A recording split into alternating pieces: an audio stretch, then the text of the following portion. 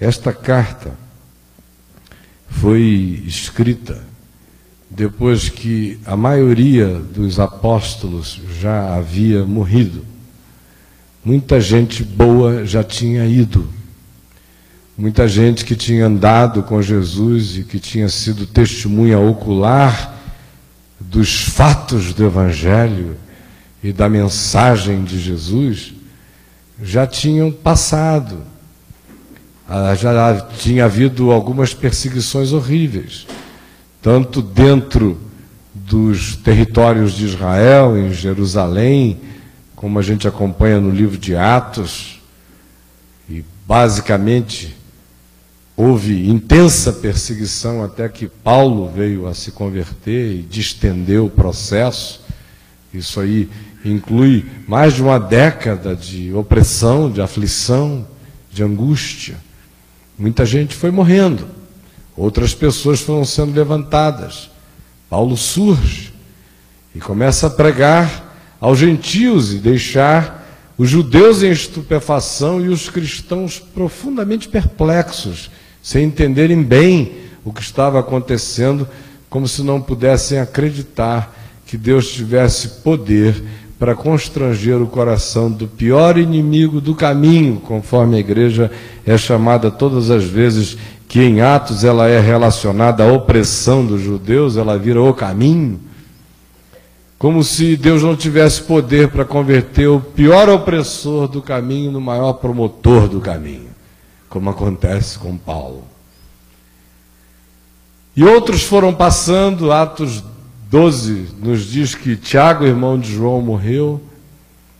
Há uma quantidade de outros que foram também sendo mortos, cuja morte não ficou registrada de maneira sagrada no texto, mas sim na história. E agora o escritor, que não se soube jamais com certeza quem era, é todavia um homem que compreendeu o Evangelho da graça de Deus e discerniu o significado que Jesus tinha feito, realizado e consumado. Ele discerniu tanto que uma quantidade enorme de pessoas, durante o curso desses 2000 anos, atribuiu esta epístola escrita aos Hebreus a Paulo. Tamanho é o discernimento do significado da graça e a ousadia no afirmar a caducidade, a esclerosidade, a morte e a falta de eficácia e significado dos cerimoniais judaicos, da obediência à lei como veículo de salvação, visto que em Jesus todas essas coisas tinham sido transformadas em realidades definitivas e não mais precisavam de simbolizações, de bodes, de touros, de sangue de animais, de ritos no tabernáculo, de movimentos sacerdotais, judaicos ou de qualquer outra natureza, porque uma das coisas que aconteceu de modo factual e visível aos olhos tinha a ver com o fato que quando Jesus morria e expirava, depois de ter gritado, está tudo feito e consumado,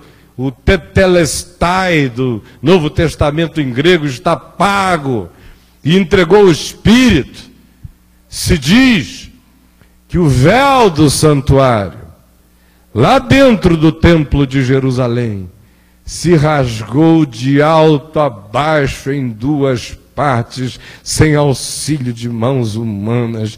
Era Deus rasgando naquele véu o escrito de dívidas que havia contra nós e que constava de ordenanças e de ritos e de leis e que nos era prejudicial e que na cruz ele removeu inteiramente, encravando tudo na cruz e rasgou aquele véu espesso e grosso, que mão humana alguma rasgaria fazendo força, trabalho para Sansão.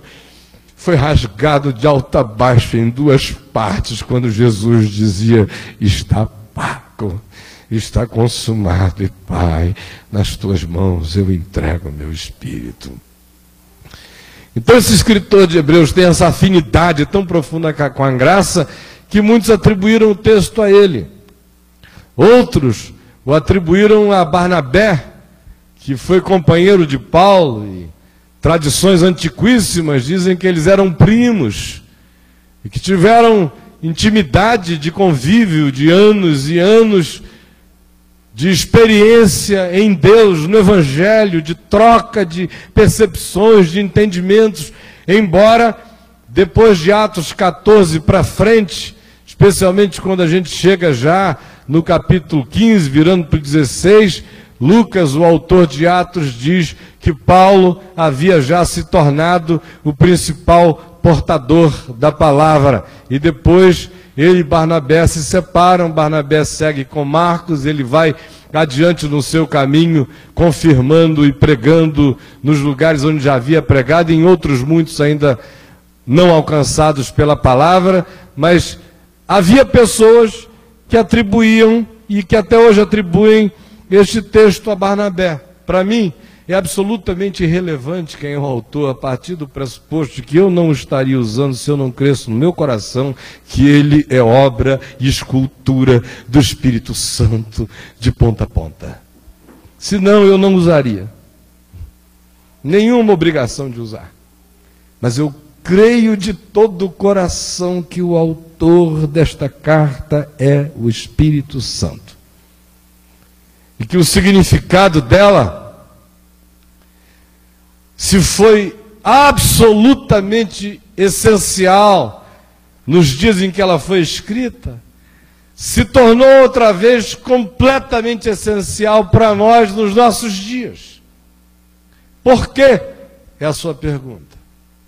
Primeiro, porque naqueles dias, o que motivou essa carta a ser escrita era o fato de que uma quantidade imensa de pessoas que tinham crido no Evangelho, por causa da pregação dos apóstolos, e que tinham perseverado no Evangelho da graça de Deus, agora, com a morte de alguns deles, e de alguns outros guias, de algumas outras pessoas que eram referência do entendimento genuíno do Evangelho, já tinham passado também, e a opressão vinha de todos os lados, tanto a opressão secular, romana, de acordo com os caprichos e as venetas dos imperadores ensandecidos, como também a opressão judaica, do judaísmo, e também de um grupo híbrido, que são os judaizantes, que eram judeus que haviam crido em Jesus, mas que nunca tiveram a coragem de fazer a ruptura e dizerem com todas as letras que em Jesus tudo estava feito, por isso eles não sacrificariam mais animais, nem iriam depender mais dos cerimoniais do templo, nem iriam gravitar mais em torno de qualquer que fosse o rito judaico antigo, pela compreensão e pelo entendimento de que todas aquelas coisas eram apenas sombra, eram projeção, eram arquétipos e simbolizações usadas para ver se pelo símbolo, antes que a realidade se materializasse, ela só veio a se materializar quando Deus, na plenitude dos tempos, se encarnou em Jesus Cristo, nascido de mulher, nascido sob a lei, para nos livrar da maldição da lei, viesse a acontecer. Enquanto isto, as coisas eram simbolizadas pelo cordeiro imolado, pelos sacrifícios pelo pecado, pelos sacrifícios de propiciação, pelos sacrifícios de remissão de pecados, pelos sacrifícios de gratidão, de oferta de manjares, de coisas mais variadas, todas essas, incluindo a lei de Moisés, que foram abolidas na cruz, como qualquer que fosse o significado e o valor de salvação que eles pudessem ter, porque a lei de seu turno nunca teve jamais nenhum poder de nos salvar, porque seu único poder é de nos condenar, pelo fato de que nenhum de nós a cumpre, nem objetivamente, muito menos subjetivamente, e na subjetividade é onde Jesus diz que todas as coisas são verdade aos olhos de Deus. Por isso todos pecaram e todos carecem da glória de Deus. No entanto, Havia esse grupo de discípulos que agora, pressionados de todos os lados, incluindo pelos judaizantes, estavam dizendo: por que a gente tem que continuar assim tão radical? Vamos ver se a gente amaina um pouco, se a gente torna isso mais ameno. Vamos ver se a gente torna a nossa vida um pouco mais tranquila. Por que a gente não barganha? Por que a gente não cede? Por que a gente não negocia? Está todo mundo indo, o fluxo é esse. Por que a gente não segue junto? Fica mais fácil do que essa coisa de bancar isso sozinho. Já não tem mais aqueles homens de antigamente com a gente. E parece que a causa está sendo perdida, porque de um lado o mundo continua horrível e perverso, do lado de dentro do judaísmo eles continuam duros e empedernidos e não reconhecem o Messias, e ainda tem esses pitbulls híbridos aí no meio, que se dizem discípulos de Jesus, mas querem matar a gente, e obrigar a nós, gentios, que não somos judeus, a adotarmos até mesmo a sua dieta sagrada, e nos vestimos como eles, e eles querem que o Evangelho de Jesus caiba no pacotão judaico inteiro, e querem nos cooptar para dentro disso, de modo a nos controlarem até a mesma forma e a aparência. Era domínio total. Mas muita gente estava cedendo outra vez e voltando. E no caso específico aqui, a maioria dos que estavam voltando eram hebreus, assim chamados. Eram da comunidade de Israel e que tinham discernido um dia, sido iluminados e provado os poderes do mundo vindouro, e lambido a graça de Deus e sabido do significado absoluto da cruz, mas que agora estavam retroagindo, voltando atrás, retrocedendo. E fazendo as suas barganhas, e fazendo de conta que não sabiam que sabiam, ou quase tentando esquecer-se do que sabiam, criando acomodações e eles mesmos perdendo a essência, a genuinidade, a compreensão do significado do Evangelho, porque uma vez que alguém aceite agregar qualquer que seja o valor à cruz de Jesus, pensando que há algo mais a acrescentar, nesse dia e nesta hora, se estabeleceu um processo de corrupção na mente e no espírito dessa pessoa que é difícil de parar. E o escritor de Hebreus está dando esse grito para quem esteve aqui e agora está andando para lá. E está dizendo: voltem! Ele começa aqui nesse verso 7, ecoando algo que ele depois repete no 17, e que tem a ver com: lembrai-vos dos vossos guias.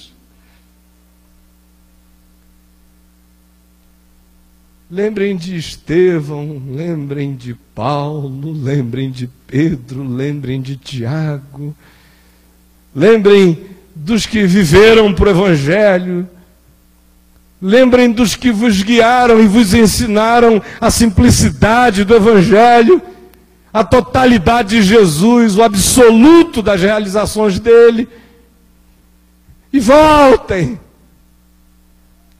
E ele começa, de fato, a epístola, fazendo comparações e mostrando de maneira pedagógica e paciente como todas aquelas coisas às quais os judeus e os judaizantes se prendiam e queriam trazer de volta aqueles que eles achavam que tinham perdido para a fé de Jesus, conforme ensinada por Paulo, que tinha a declaração suprema de que foi para a liberdade que Cristo nos libertou, e que nós não somos salvos nem por circuncisão de prepúcio, não somos salvos por abluções de sacrifícios no templo, não somos salvos por poderes sacerdotais, não somos salvos pela obediência à lei que é inobedecível no interior de cada um de nós, não somos salvos pelos sacerdócios levíticos, não somos salvos pelos sacrifícios de bodes e de touros, não somos salvos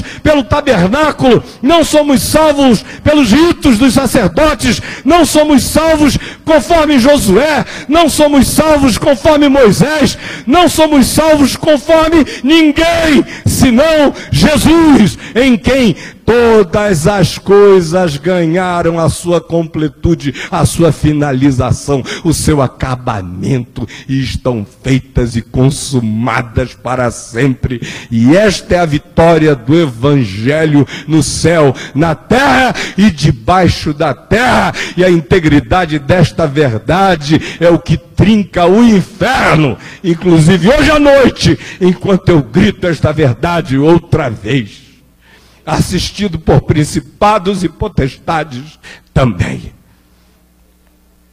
A segunda razão pela qual esse texto se torna tão atual para a gente, é porque a nossa volta está cheia disso.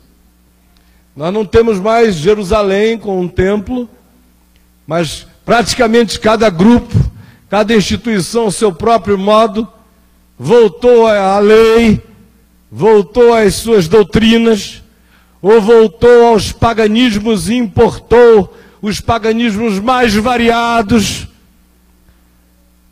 e estabeleceram como Deus o dinheiro, como galardão, poder, riqueza, prosperidade material, como sinalização da bênção de Deus, contas bancárias ou aquisições, como manifestação de poder.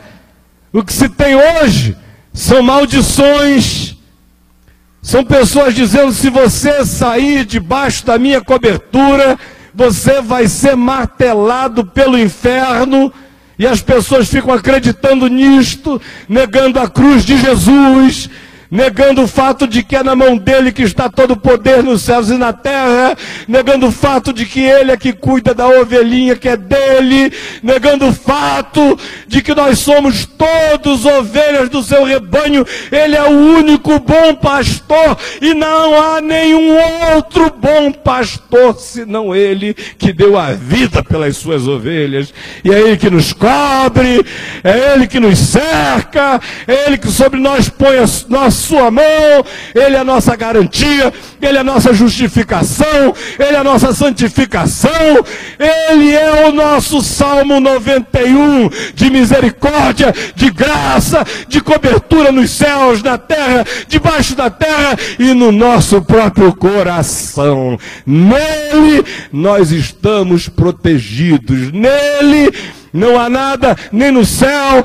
nem na terra, nem debaixo da terra, nem poderes que se possam referir aqui, ou em qualquer outro mundo ou dimensão, nem altura, nem profundidade, nem coisas do porvir, ou do presente, nem qualquer outra criatura, ou coisa alguma, ou poder, ou impressão, poderá nos separar do amor dele por nós.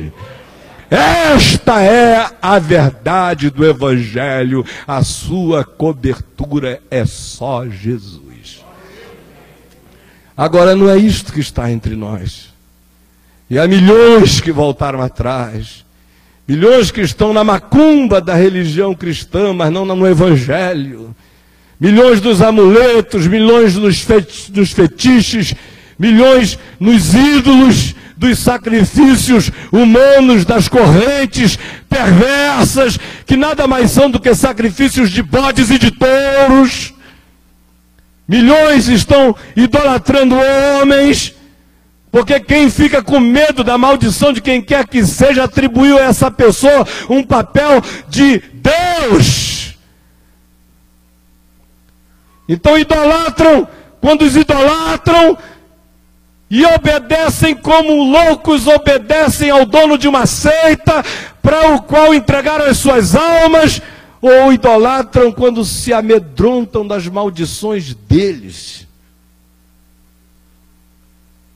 Aí o grito de Hebreus se faz ouvir outra vez: voltem, voltem, lembrem-se dos vossos guias. Como Paulo diz, não se esqueçam, pelo amor de Deus, não se esqueçam, não é de mim, não.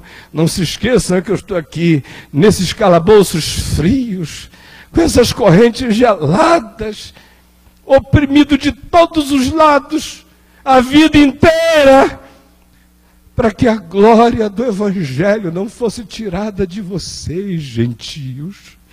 A saber que em Cristo Jesus vocês não têm que virar judeus, que em Cristo Jesus judeu tem que deixar de ser judeu, porque na cruz de Jesus aboliu-se a parede da separação e dos dois ele fez um, e em Cristo não há mais raça, nem sexo, nem gênero, nem nada disso com prevalência de importante, porque nele não há homem, não há mulher, não há judeu, não há grego, não há bárbaro, não há cita, não há escravo, não há livre. Há apenas pessoas que estão nele ou que não estão nele.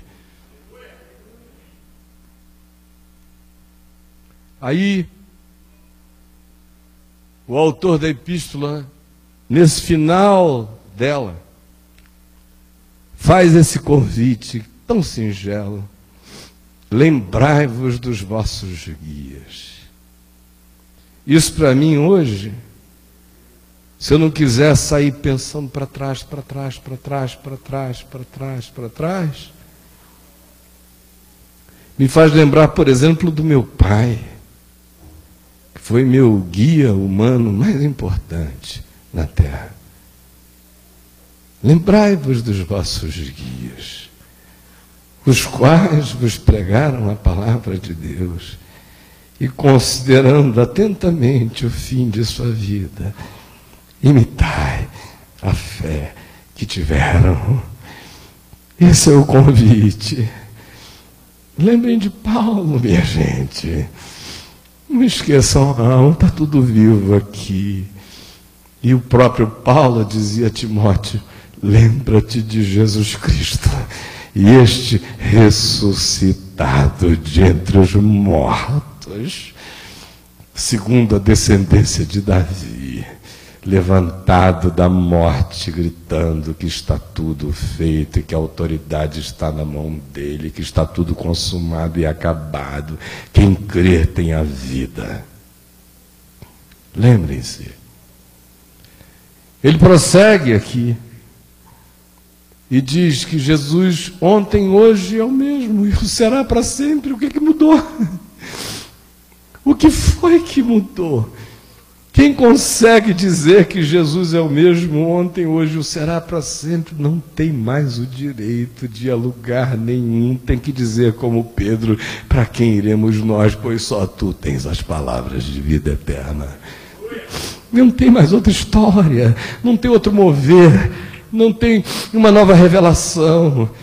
Pode vir o anjo Gabriel, se quiser acrescentar um pingo a mais a Jesus de Nazaré, eu mesmo, pecador debaixo do sol, olho para qualquer arcanjo e digo, sai Satanás, ainda que venha com cara de anjo de luz, autorizado pelo Evangelho de Jesus. Se ficar aquém, ou se tentar ir além, pode vir me vestido de ministro de justiça ou de anjo de luz. É diabo e Satanás, porque o que está feito e consumado, e nisto está a nossa glória.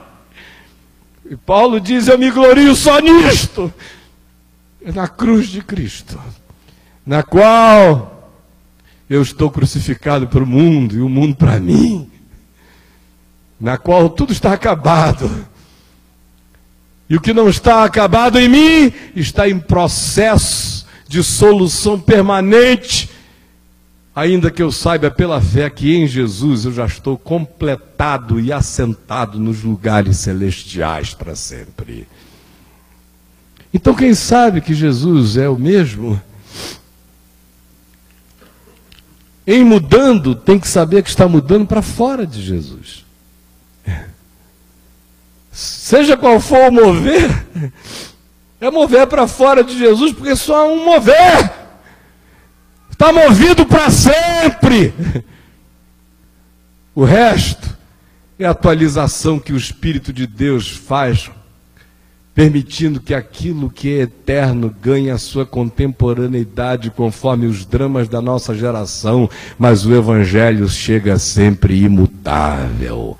E o anúncio, para qualquer que seja a geração, é sempre o mesmo, este mesmo, repetidamente o mesmo, de que Jesus é o mesmo. E ele diz: não vos deixeis envolver por doutrinas várias e estranhas. Nos dias de Paulo ele fala daqueles que cultuavam anjos, ou de pessoas que tinham sucumbido à filosofia gnóstica de vertente liberal e que achavam que eles podiam manter o espírito puro, não importasse o que eles fizessem com o corpo e compromiscuamente vivessem, ou quais fossem as obras do seu corpo, porque o espírito, pela dicotomia do gnosticismo, não seria afetado de acordo com aquela vertente, por qualquer que fosse a situação. E havia aqueles outros que tinham sucumbido às mesmas outras versões do gnosticismo, só que agora na forma daquilo que se chama de ascetismo, que eram os que viviam para buscar purificações tanto de natureza físico-espiritual, mas sobretudo afirmando que eles poderiam crescer na direção de Deus pelo conhecimento obtido de coisas misteriosas. Era o pessoal do mover, que ficava sempre querendo saber se tinha alguma coisa oculta. Nunca tinham se convertido ao Evangelho, porque no Evangelho Deus morre nu, pelado na cruz.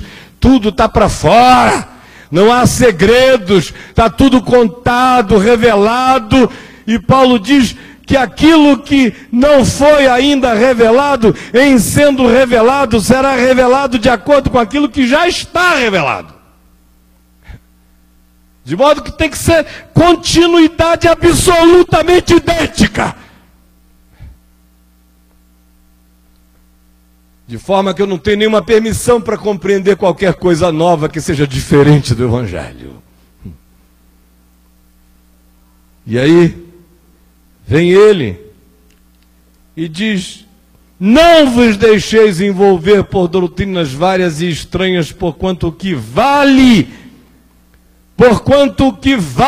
vejam o que vale, é estar o coração confirmado com graça. É o coração ser confirmado pela fé, que diz: eu não tenho justiça própria, e não há nada que eu possa fazer para me aumentar diante de Deus, para me melhorar diante de Deus, para me santificar diante de Deus, para me salvar diante de Deus. Eu aceito que está tudo feito, a minha justiça é Jesus. E eu me apresento diante de Deus apenas dizendo que eu creio que o que Jesus fez por mim cobre tudo a meu respeito e a respeito de todas as criaturas em qualquer lugar. Isto é ter, de fato, o coração confirmado com graça, todo dia. Essa certeza de que Ele me veste. No meu melhor dia, eu só estou vestido diante de Deus se eu estiver vestido em Jesus. No meu pior dia, eu não estou nu diante de Deus se eu estiver vestido em Jesus. Isso é ter um coração confirmado por graça. E não negocia com coisa alguma, sabe que carrega essa chancela eterna, feita por aquele que, em jurando, não pode mentir, e jurou e não se arrependerá, que Jesus foi constituído nosso sumo sacerdote, segundo uma ordem que transcende a religião e todos os seus aparatos, segundo a ordem de Melquisedeque.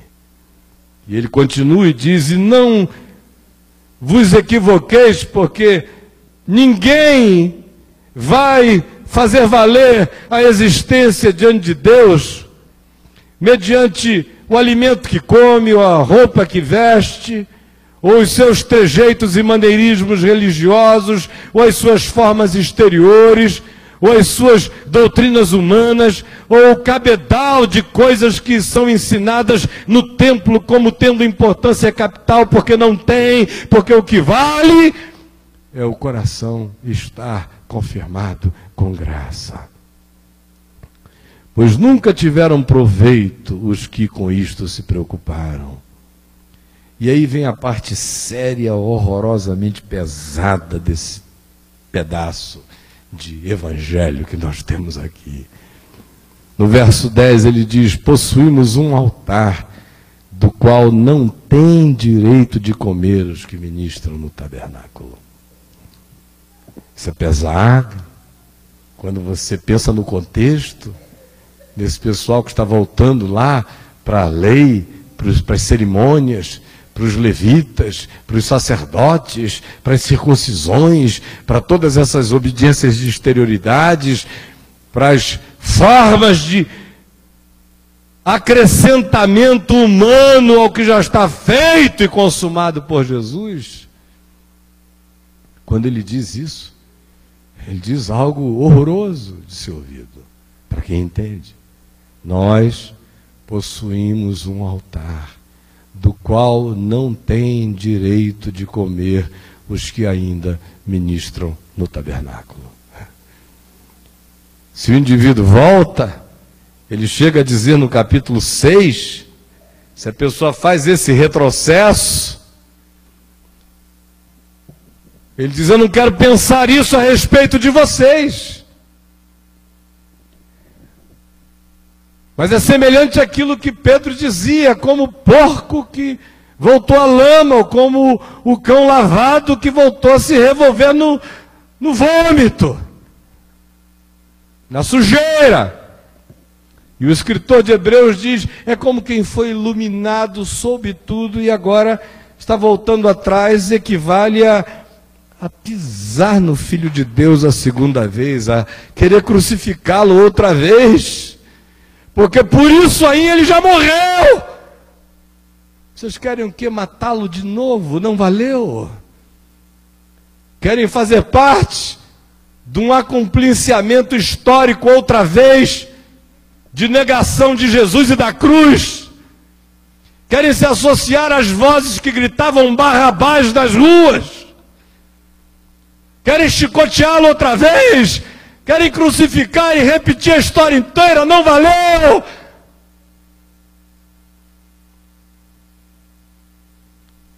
É como pisar no sangue, ele diz, da cruz, com desprezo. É como calcar aos pés o Filho de Deus.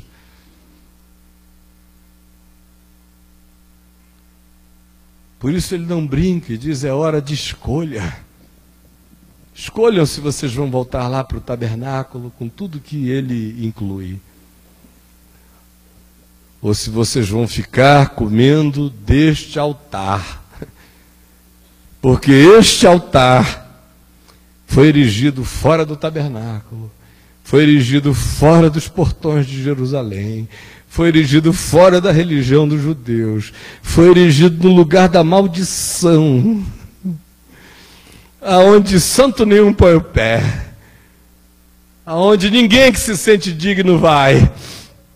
Mas esse é o altar de Jesus, que morreu fora do portão. E ele prossegue dizendo: porque aqueles animais que eram sacrificados lá no tabernáculo tinham, todavia, as suas vísceras rasgadas, queimadas, fora do portão, fora do arraial. Ele disse: por isso também Jesus morreu fora de Jerusalém, fora do templo, fora da religião, fora desse esquema todo. Morreu no lugar onde as vísceras são queimadas, morreu para santificar a nós e ao povo, no lugar do maldito, e levou sobre si a maldição toda. E agora, o altar da vida está erguido no lugar que antes fora o lugar da morte. E a cruz não vai ser movida para dentro do tabernáculo. É todo o povo do tabernáculo que tem que vir até a cruz. Jesus disse, porque quando eu for levantado da terra, eu atrairei todos a mim mesmo. A salvação do tabernáculo é ser sugado pela cruz. A salvação do sacerdote é saber que em Jesus todo o sacrifício está feito. A salvação do levita é saber que ele agora já não faz parte de uma tribo especial de sacerdotes, porque Deus agora fez de todo homem e mulher que crê em Jesus um reino de sacerdotes. Acabaram-se os levitas para sempre. Mandem dizer aos levitas de Santo André isto, que eu disse isto aqui.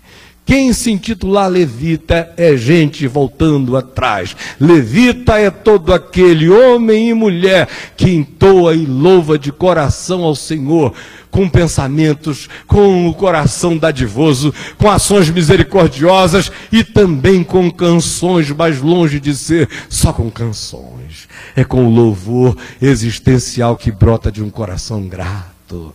Porque este é o reino de sacerdote no qual nós estamos constituídos.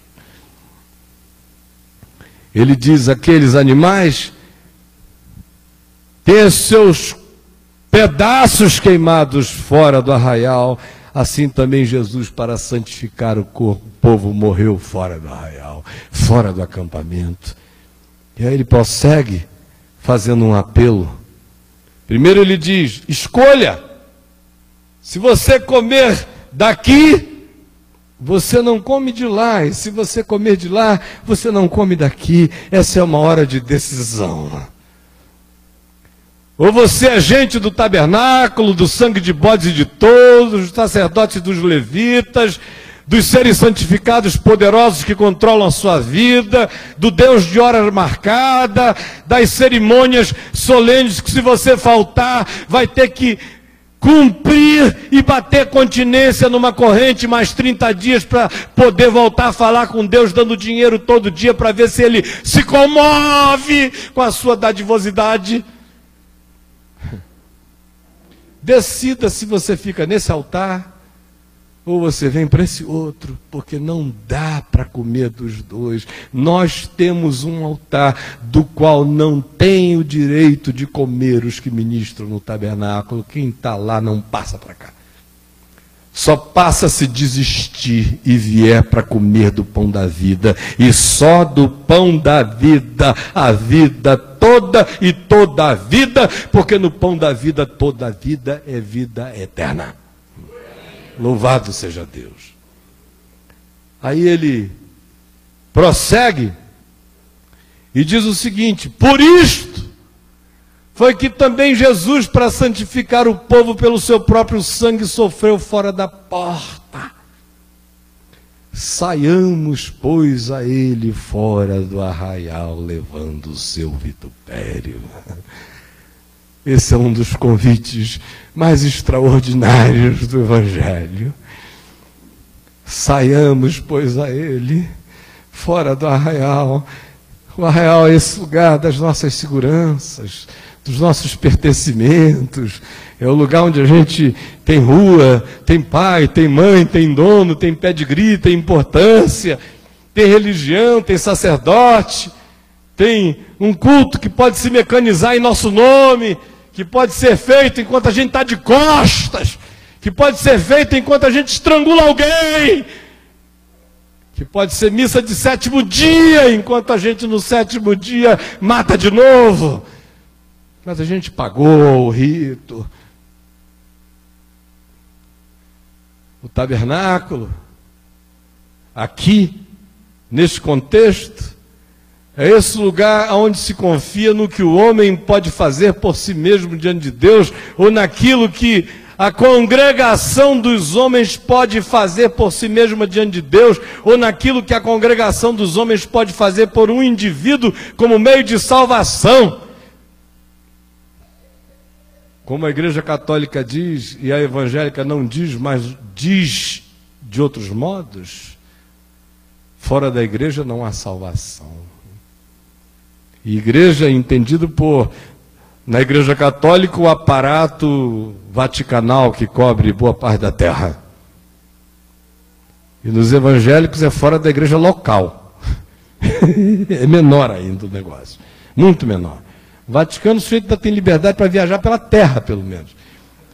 Eu sou católico, eu estou morando na Índia, acabou. Mas aqui não, se o cara não trouxer o dízimo, a oferta, não comparecer, não pagar a taxa todo dia, não lembrar a Deus que Ele existe através de um bilhete de real, de 10 reais, de 1.000 reais, seja lá do que for, Deus esquece dele.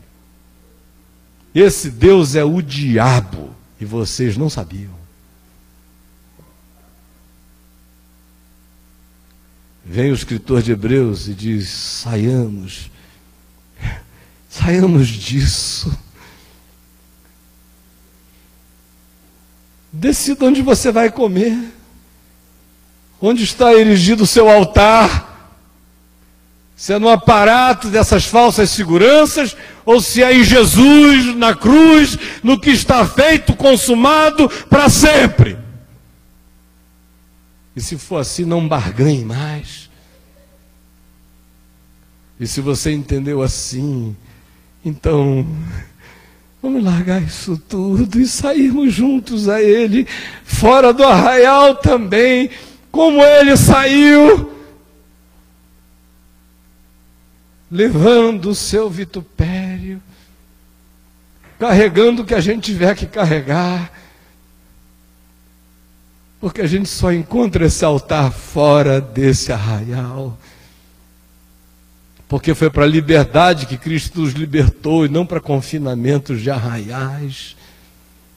E quando ele fala mais adiante em congregação, ele não fala nesse espírito do arraial que prende ninguém, fala apenas na congregação que sustenta o espírito, olhando firmemente na direção do autor e consumador da fé, que é Jesus, da congregação que nos lembra a verdade do Evangelho, sem pervertê-lo jamais, e que existe por si mesma, também fora do portão.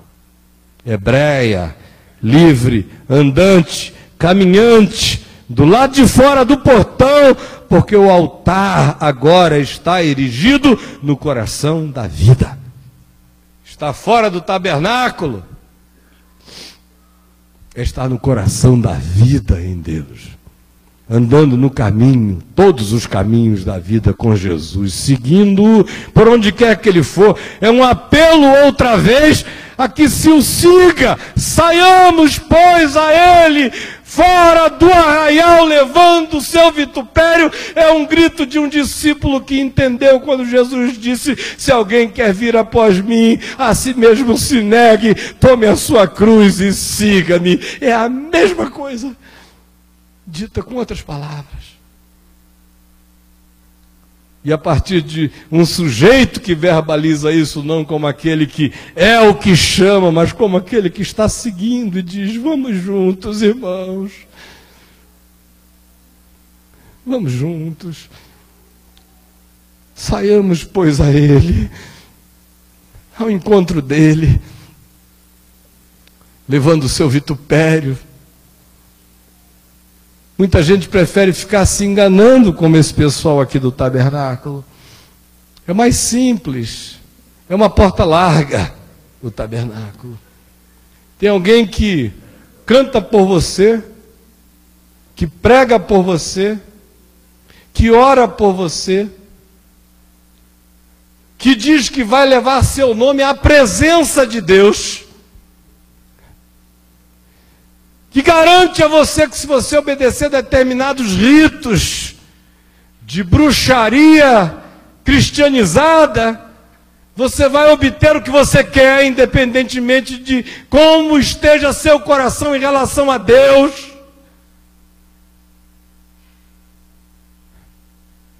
É mais cômodo para muita gente do que tomar essa decisão pessoal todo dia de sair a Ele fora do arraial. Você tem cidade aqui? Não, não tenho. Tem casa aqui? Não, não tenho. Tem poder aqui? Não, não tenho. Tem importância aqui? Não, não tenho. Quem é você? Eu sou apenas mais um que saiu seguindo a Ele, junto com outros, levando o seu vitupério fora do arraial. Mas aqui eu como pão da eternidade todo dia. E como não é um arraial, é caminho de vida, é progresso, é andando para Ele, é esquecendo as coisas que para trás ficam no arraial e prosseguindo para aquelas que diante de nós estão, levando o seu vitupério. E por isso é que ele prossegue e diz: na verdade, não temos aqui cidade permanente, mas aqui buscamos cidade permanente, mas buscamos a que há de vir. O que é a coisa mais lógica a se dizer depois de convidar para sair da segurança do tabernáculo? É lembrar que nós somos hebreus mesmo, todos nós. A palavra hebreu vem da raiz de uma palavra hebraica que significa aquele que não para de andar, de cruzar fronteiras adiante na direção da voz. Como Abraão, que ouviu a voz, deixou para trás pai, mãe, Mesopotâmia, Ur dos Caldeus, e foi andando e armando as suas tendas conforme a palavra. Peregrino.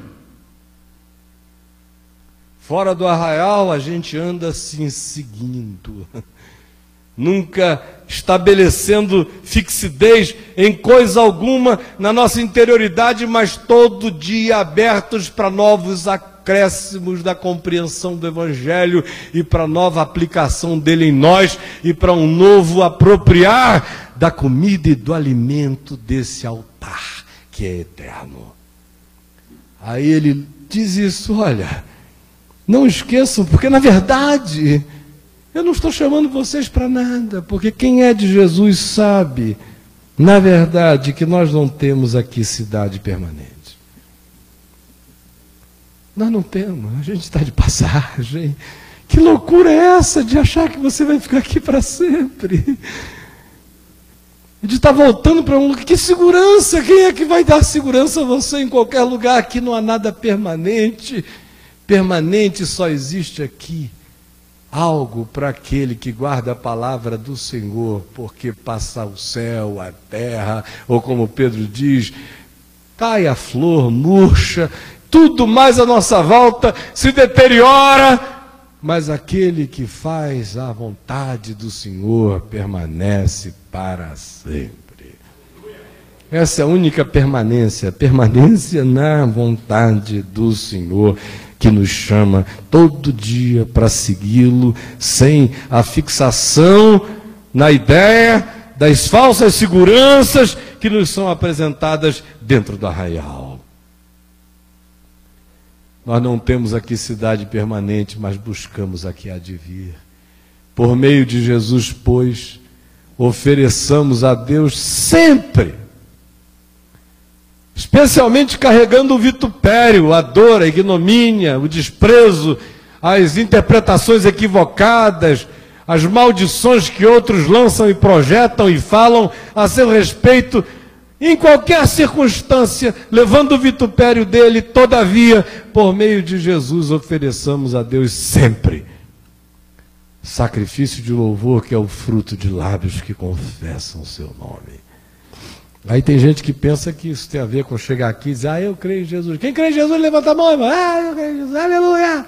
Me dá um J, me dá um E, me dá um SS, me dá um U, me dá um S, de novo S. E o que que faz? Aí o povo: Jesus, Jesus, Jesus, Jesus, Jesus, Jesus, Jesus, Jesus. Não é isso não, minha gente. Confessar esse nome é de preferência sem palavras. De preferência sem palavras. Se for preciso, use palavras. Mas na maioria das vezes nem vai ser preciso. Mas se for preciso, use palavras, mas confesse esse nome com a sua vida. A confissão do nome de Jesus não é J-E-S-U-S. A confissão do nome de Jesus é o Evangelho na vida. A confissão do nome de Jesus é não ter mais medo de morrer, porque eu já passei da morte para a vida. A confissão do nome de Jesus é saber que todos os meus pecados estão perdoados. A confissão do nome de Jesus é, por amor a Ele, sentir vontade espontânea montanha de obedecer os seus mandamentos. Confessar o nome de Jesus é não deixar a graça de Deus ser vã em mim.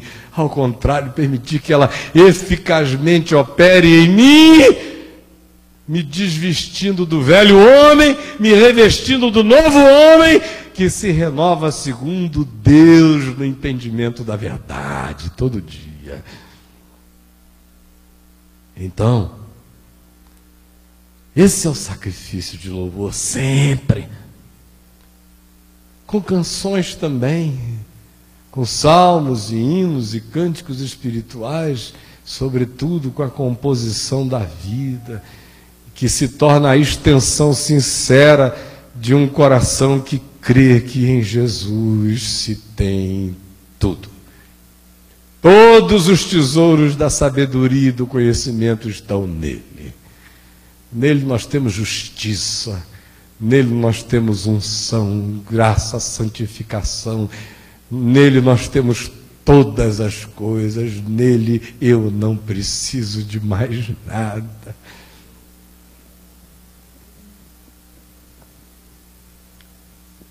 E aí ele diz: e não negligencieis igualmente a prática do bem e a mútua cooperação, pois com tais sacrifícios Deus se compraz. Fala de sacrifício de louvor, não é nada para pagar do lado de fora, é o resultado da alegria de levar o vitupério de Jesus, de se regozijar, ainda que seja no sofrimento por causa do Evangelho. Sabendo que se isso acontecer, e o nosso sofrimento não for porque a gente se meteu nos negócios dos outros, na vida dos outros, se enrolou em encrencas nossas e alheias, mas se as nossas dores vêm por nós estarmos buscando viver o Evangelho, não como chatos, de preferência sem palavras, mas com vida bonita de Deus em nós, e ainda assim isso suscite angústia, contrariedade, contradição, perseguição, hostilidade em quem quer que seja, Pedro diz: alegre-se, sobre você repousa o Espírito da glória e de Deus, aleluia. Repousa. Essa é uma bênção que ninguém mais quer. Que repouse sobre nós o Espírito da glória e de Deus. E ele diz: o sacrifício dos lábios que confessam o seu nome, não negligencieis igualmente, com a mesma importância de viver o Evangelho, tem a prática de todo bem, porque que evangelho é esse que será vivido se não praticar o bem, e se não for mútuo, não for capaz de mutualidade, de cooperação, de ajudar uns aos outros, de misericórdia, de solidariedade? Pois é com estas coisas que Deus tem prazer, Ele está dizendo. Não é com a multidão de cultos e de solenidades e de sacrifícios e de correntes e de nada disso. Leve o vitupério, crê em Jesus, coma do altar que está fora, que está ao pé da cruz, coma do pão da vida, siga Ele, não tenha vergonha do vitupério, encarne o Evangelho, faça da sua vida um louvor, um culto, um sacro ofício de louvor a Deus, e igualmente acredite que confessar Jesus com os lábios e confessar Jesus com a vida é algo que se manifesta de modo concreto e prático, no fazer o bem, na cooperação mútua, porque isso é que agrada a Deus. O tempo todo, o altar que o bom samaritano encontrou na estrada entre Jerusalém e Jericó. Esse lugar de altar que agrada a Deus, de bondade, de misericórdia. E ele conclui dizendo, ele que começa afirmando, lembrai-vos dos vossos guias, implorando isso num tom de melancolia, lembrem-se deles. Eu posso sentir esse homem escrevendo isso aqui com lágrimas. Ele está vindo de tantas memórias e de tantas lembranças e de tanta gente boa de Deus, de uma nuvem de testemunhas imensa. E ele diz: lembrai-vos dos vossos guias, os quais vos pregaram a palavra de Deus, e considerando atentamente o fim da sua vida, imitai a fé que tiveram. E aqui ele conclui dizendo: obedecei os vossos guias. Esses do verso 7 são os que já tinham ido. Esses do verso 17 são os que estão presentes. E às vezes a natureza humana é tão fraca, sempre, né? Não é às vezes, sempre. Ela tem tendência a criar ícones e a projetar suas seguranças em homens. Aí de repente os homens começam a passar.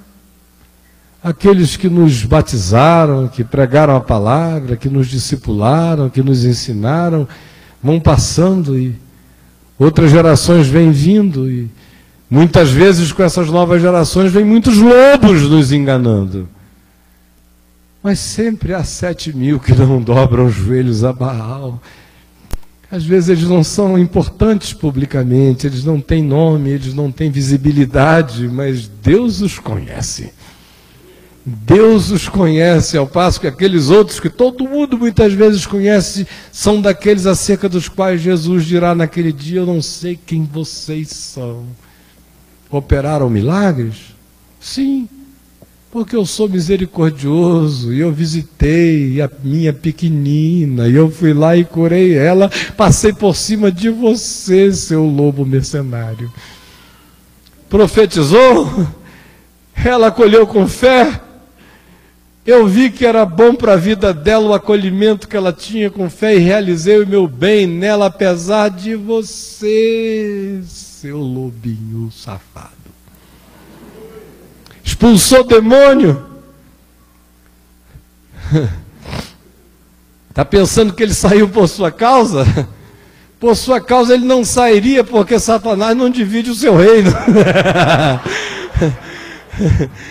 Ele saiu foi por causa do meu nome, porque eu queria libertar a minha ovelhinha e passei por cima de você, mas eu passei por cima de você tantas vezes e nunca te conheci. Porque você nunca se apresentou diante de mim com um coração sincero, verdadeiro. Você veio sempre com máscaras. E eu vejo tudo, todos, mas eu me nego a reconhecer quem usa máscara. Eu me faço de impotente quando chega a máscara. A máscara do mascarado que sabe que eu conheço o coração, mas se mascara diante de mim, eu propositalmente deixo que a máscara encubra quem ele é de mim, de modo que eu não o conheço mesmo.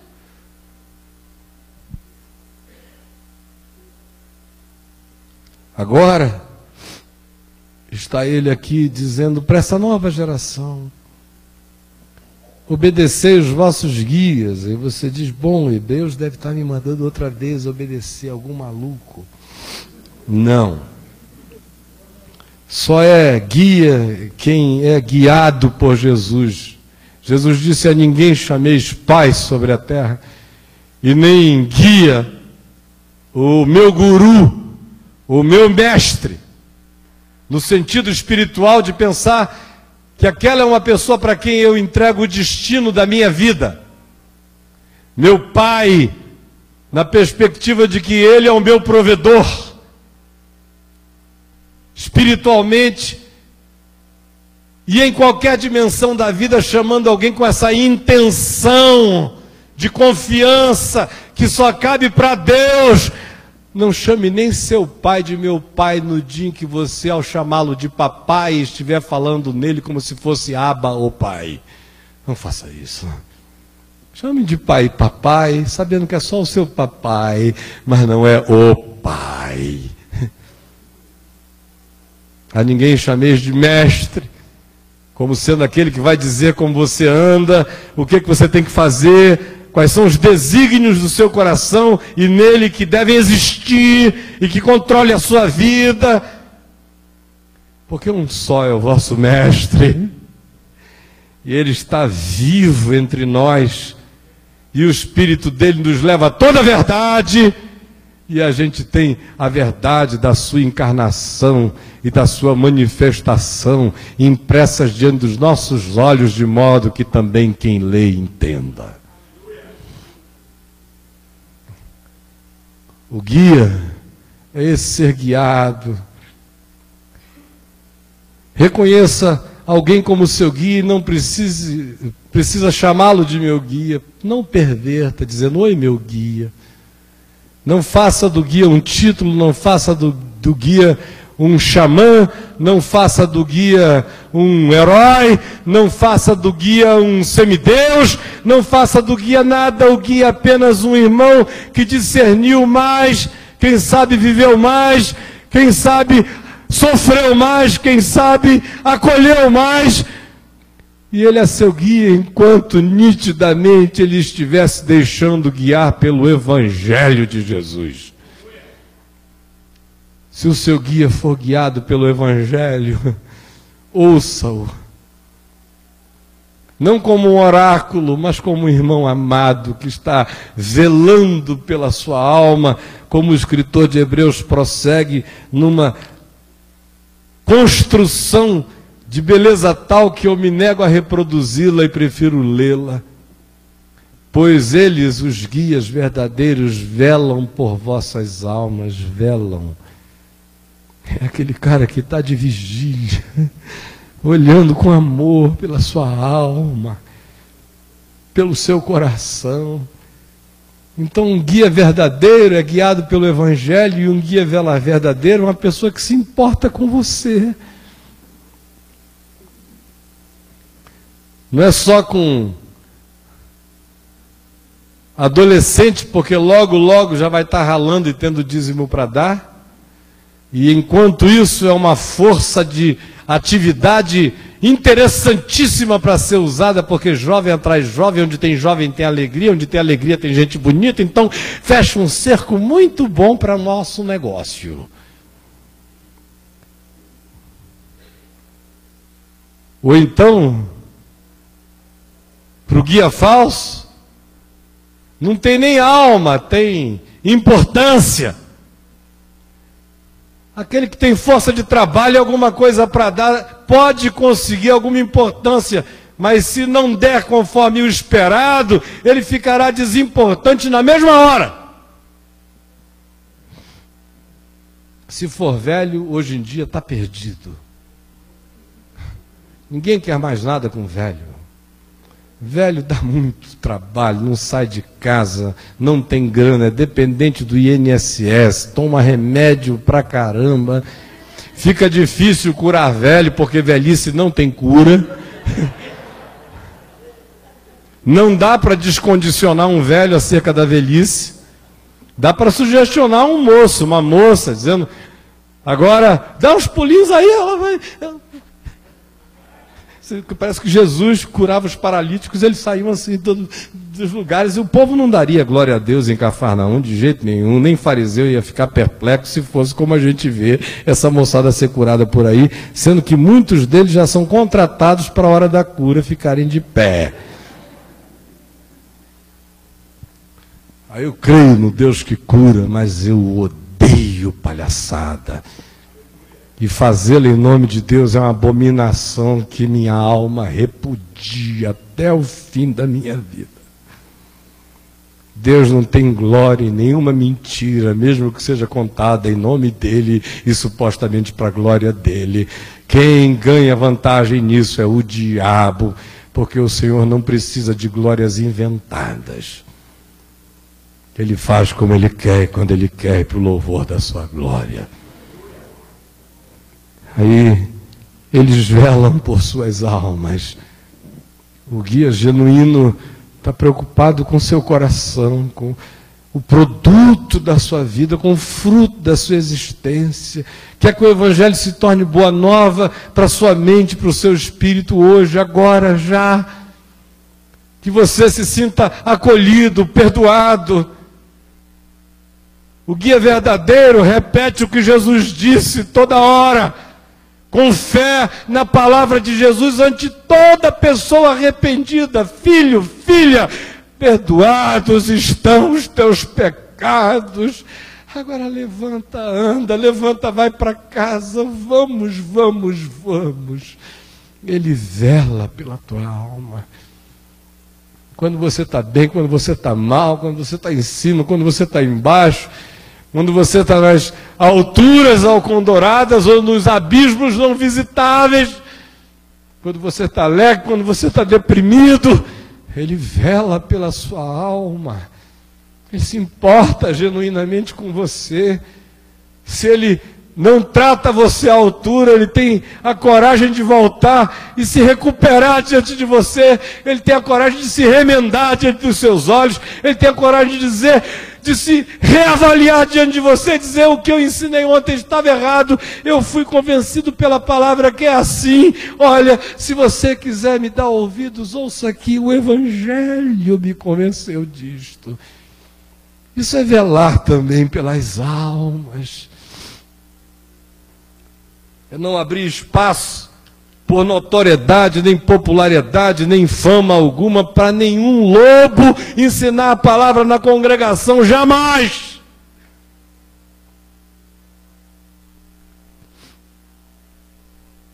Eles velam pelas vossas almas, como quem deve prestar contas.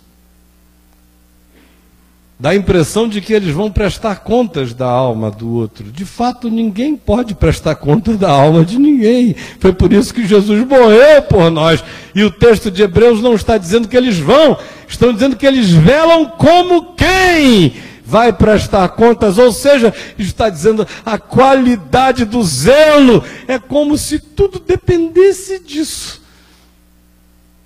Sem transformar o guia num neurótico. Mas o amor faz naturalmente isso. Ele vela pelas almas como se ele tivesse que dar conta dela. Embora ele saiba que quem cuida dela é o Senhor, a parte que ele faz é apenas aquela humana de materializar esse amor de Deus em toque, em conselho, em acolhimento, em audição, em estímulo, em encorajamento, em levantamento da pessoa, em silêncio muitas vezes ante o erro e o equívoco dela, porque já lhe basta a vergonha sofrida. Ou seja, o verdadeiro guia ama. É só isto. Para que façam isto com alegria e não gemendo. Tendo que ficar nessa angústia, porque você não sossega nunca. E não gemendo, porque isto não aproveita a vós outros. E pensar que tem gente viciada nisso, né? E 95% dos discípulos que eu conheço são pessoas que andam assim, né? Querendo fazer alguém gemer o tempo todo. Isso quando ainda havia guias que se importavam com as almas, né? Hoje em dia você virou um número em qualquer lugar por aí. E se você não entrar com número, você não tem valor em lugar nenhum aí. Mas eles velam pela sua alma. O convite é esse. Não percam a referência, lembrem-se onde e como tudo isto começou. Saibam que esse retrocesso é uma desgraça. Vocês estão voltando para o passado, voltando para o que morreu na cruz, voltando para a idade da pedra. E a gente está nas tábuas do amor. E voltem para Ele. E decidam hoje se vocês vão comer da comida do altar, e aí fiquem nele, do tabernáculo. Ou se vocês vêm comer essa comida do altar andante, dessa pedra andante que é Cristo, a qual seguimos e seguiremos para sempre. E se aceitarem isso, saiam agora. E decidam-se no seu coração. E a decisão é simples, é dizer: Jesus é tudo.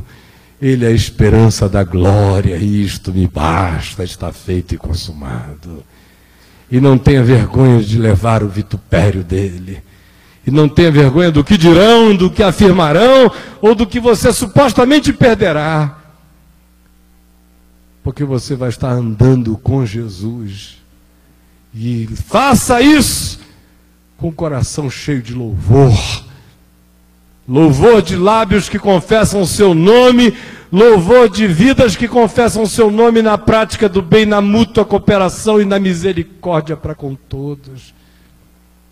E mantenham o coração humilde, sejam ensináveis e obedeçam os seus guias que forem guiados pelo Evangelho, porque eles estarão velando pelas vossas almas. E façam isto não de um modo profundamente angustiado, mutante, estranho, movido, mas consistentemente consciente, para que para eles esse não seja também um trabalho horroroso e infernal, cuidar de alguém que não se cuida e que não tem amor por si mesmo e que não quer se preservar e que não quer o bem do Evangelho para a sua própria vida. Era isto que eu tinha a dizer a vocês hoje à noite. Este é o Evangelho do Senhor, dito por algum irmão, em algum lugar, inspirado pelo Espírito Santo. Seja Paulo, seja Barnabé, seja Apolo, seja Eusébio, seja quem tenha sido. O fato é tudo igualzinho a Jesus. É tudo completamente como o Evangelho. É palavra de Deus para mim e para você hoje. E quem tem ouvidos, ouça o que o Espírito diz a quem quer que ainda queira ser igreja. Em nome de Jesus. Vamos ficar em pé.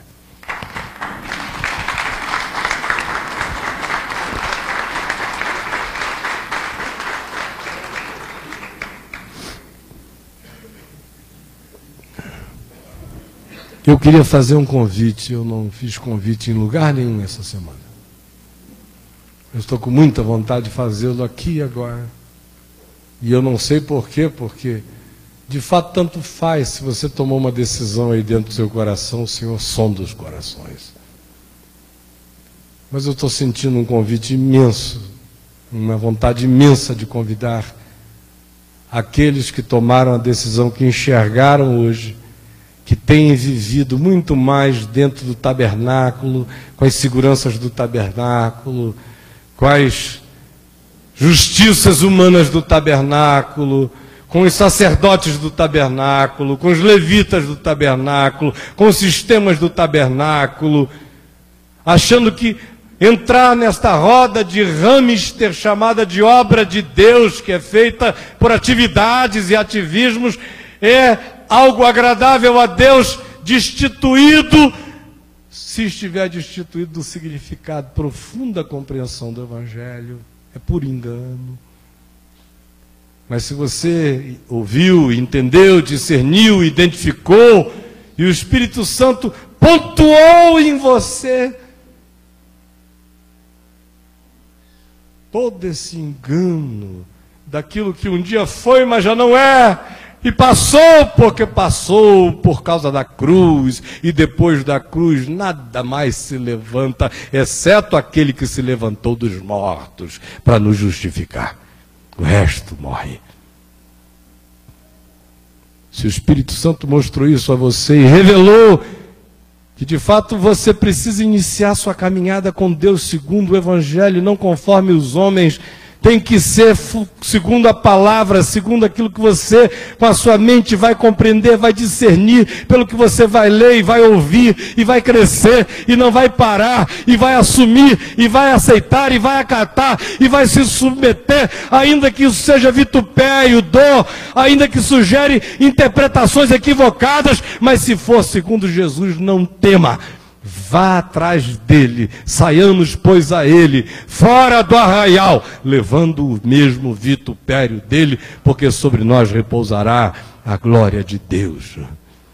Se o Espírito Santo falou com você isso, aceite esse convite como você aceitou o primeiro que você já aceitou na vida, mas aceite com muito mais profundidade, com muito mais consciência, como uma conversão dentro da conversão, dentro da consciência, como um voltar ao primeiro amor, como um refocar na cruz outra vez, como quem se arrepende arrepende de ter olhado em outra direção.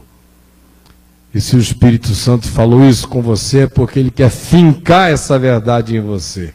E é só porque ele quer vincar essa verdade a você que eu estou pedindo a você, para agora dar passos concretos, simples, visíveis, como quem sai do arraial, deixa o tabernáculo, vem para fora dele, para o altar, aonde as vísceras são queimadas, aonde Jesus morreu, para santificar a cada um de nós nele. Se você ouviu a voz dele, quer orar comigo sobre isso, saia e venha aqui à frente agora.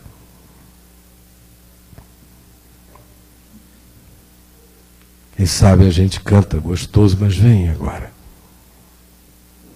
Eu sei que tem gente, muita gente para vir, pode vir.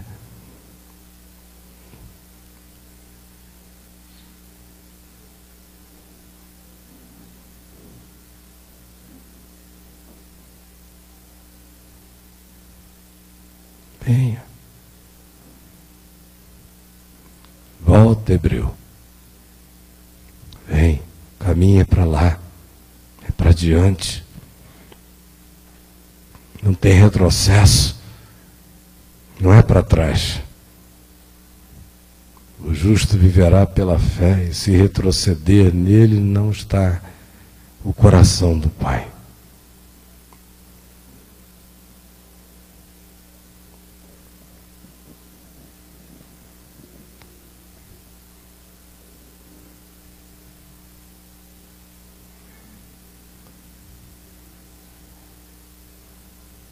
Senhor Jesus, tu sabes o que tu mesmo fizeste. Tu sabes em quem tu fizeste. Tu sabes por que tu fizeste. Tu sabes. E eu peço que tu tenhas enfiado a espada da palavra de Deus no coração de cada um de nós. Ela tenha vindo para destrinchar os nossos segredos do coração, para pegar a nossa cara e virar patenteada e convencida e constrangida e vencida pela verdade, virar o nosso rosto na direção do Pai, diante de quem tudo está patente e descoberto. E não há criatura ou pensamento que possa ocultar-se diante dele. Obrigado pela palavra da vida e pelo fruto da vida que ela produz. E obrigado porque nós nos remuneramos com esta alegria, porque a nossa recompensa é esse privilégio de te seguir e anunciar as insondáveis riquezas de Deus, conforme tu a nós a tens revelado todos os dias, em Jesus e para sempre. Amém e amém.